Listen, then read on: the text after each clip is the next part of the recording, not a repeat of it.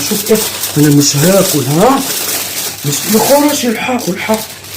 بصوا بصوا الصحن ده، شايفين الحلاوة والجمال، خلاص يعني. احنا هنزوق يعني بس علشان لو نقصوا حاجة نظبطها قبل ما يجوا يعني، بس مش هاكل. دي اللي حتة والسوا ايه،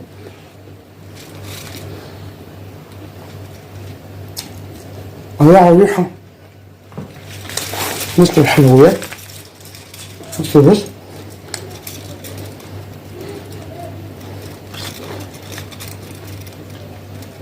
اخر جمال. بشاش، سجق، بانيه، كفتة،